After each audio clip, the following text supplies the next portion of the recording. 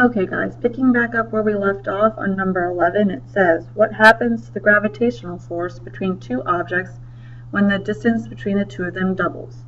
So we're looking at our F equals G m1 m2 over d squared equation. And if our distance doubles, that means we're doubling d. So we have G m1 m2 over 2d squared. Remember, you have to square the 2 and the d, which will give us gm1 m2 over 4d squared. So the result to our force is that now, remember, if our number's on the bottom, it's a fraction, it'll be a fourth as big. If we triple it, then we have a 3 on the bottom, and 3 squared is 9, so we will have gm1 m2 over 9d squared. Remember, if it's on the bottom, our answer is a fraction, so it will be 1/9 as big. Number 12, an ice skater's rotational inertia either increases or decreases when she pulls her hands closer to her body when she was doing a spin on the ice. Remember, we talked about rotational inertia, and if it has more resistance, that means it has more rotational inertia. So if she pulls her hands closer to her, that means that she has less resistance, which means that her rotational inertia decreases. Number 13 is the opposite. It says an ice skater's rotational speed either increases or decreases when she pulls her hands closer to her body. Remember, if she pulls her hands in, she's going to go faster, which means her rotational speed will increase. 14, the centripetal acceleration and centripetal force of an object moving in uniform circular motion is center-seeking, which means that it is towards the center. So the answer to that one is towards the center. 15, a student twirls a yo-yo on a string in a circle over his head. If the speed of the yo-yo is doubled, how does that affect the tension in the string? So it's really asking you about the centripetal force. So if you remember, the centripetal force is mv squared over r. So if the speed is doubled, that means we're doubling v. And if we double something that's a squared value, we have to square that number too. So remember, if our number's on top, our answer is going to be a whole number. So that means that for number 15, the tension in the string is going to be 4 times as big, or quadrupled. Number 16, if an object on the moon moves to a position that is twice as far from the moon's center, how will the object's weight be affected? So remember, W equals mg. So we really want to know, how does g change? So we're looking at little g equals big G, mass of the planet, over the radius squared. And if we're twice as far, that means we're doubling our r. And r is a squared term, so we have to square both the numbers. So if it's twice as far away, g is going to be a quarter as big. Remember, if the number's on the bottom, the answer is a fraction. So if our g is a quarter as big, then our w, which is m times g, is also going to be a quarter as big. So it'll be a fourth of what it was originally. Number 17, planet 1 and planet 2 have the same radius. How does the g differ from the two planets if planet 1 has a mass that's 52 times greater? So we're using our little g equation again, which is little g equals big G mp times r squared. If we're multiplying our mass by 52, then what does that do to our little g? Remember, if our number's on top, our answer is going to be a whole number.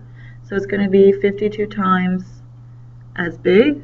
And then the second part says planet 1 and planet 2 have exactly the same mass. Compare the g if planet 1 is 10 times further away from planet 2. So now we're manipulating our r. So little g is big G mp over r squared. If r is 10 times as big, then we have 10r squared which is GMP over 100R squared, since 10 squared is 100. So, remember, if our number's on the bottom, it's going to be a fraction, so the G will be about 1/100th as big. 18, calculate the period of an asteroid if the orbital radius around the Sun is 10 times greater than the Earth. Use 1 year as a period for Earth. So if you remember our equation, which is TA over TB squared, is our radius of A over our radius of B cubed. So if our orbital radius around the Sun is 10 times greater than the Earth, that means that our ratio between the radius of the Sun and the radius of the Earth is going to be 10. As if we put 10 RB in for the radius of the Sun and RB in for the radius of the Earth. 10 RB divided by RB, the RB's will cancel. So we have 10 cubed, and it's wanting to know years. So the period for Earth is 1, and we're looking for the time period of A, which is squared. 10 cubed is 1,000, and to get rid of a square, we take the square root.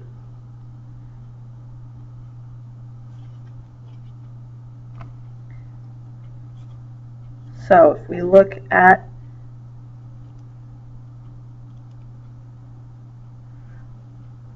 TA is going to be 31.7 years. And then number 19, a record player rotates with a constant rotational speed. Where is the linear tangential speed the greatest, closer to the center of rotation or further away from the center? So we're looking at our V equals 2 pi R over T, and we're comparing the radiuses. So if we want V to be big, since R is on top, we want it to increase. So if we doubled the radius, for example, that our number's on top, so it's going to be a whole number, so it's going to double our velocity. The rest of the review is review questions. I'm not going to talk about 1, 2, or 3, but I will go over 4. So number 4 says a softball is thrown at an angle of 30 degrees with a velocity of 20 meters per second, and they want to know the components. Remember, our components are just our y and our x. So for x, it was vi cosine of theta, and for y, it was vi sine of theta. So our vi was 20, and our angle was 30 degrees. You need to make sure that you are in degree mode. If you plug this into your calculator, for x, you get 10 meters, or for x, you get 17.3 meters per second, and for y, you get 10 meters per second.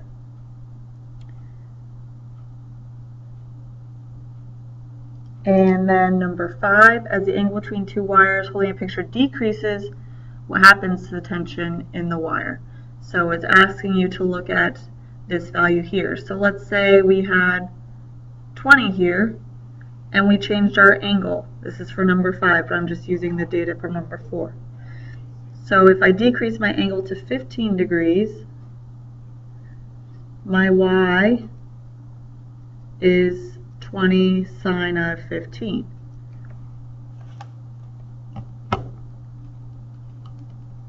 And that gives us 13. So as we decrease this angle, I'm in the wrong mode.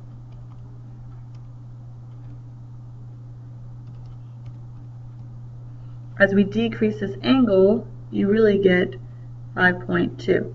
So as we decrease the angle, the tension is going to get smaller. Number 6, if we throw a ball up with an initial velocity of 10 meters per second, remember if we're throwing it up, it comes back down with the same velocity, but it's just negative. So number 6 would be negative 10 meters per second. And number 7, the reason why the forces are the same with a bullet and a gun is because of Newton's third law. But the reason why there's a difference in acceleration, if you remember, Newton's second law was F equals ma. So the reasoning for the difference in acceleration is Newton's second law. So that's it on the review. The answers will also be posted online. Hope this helps.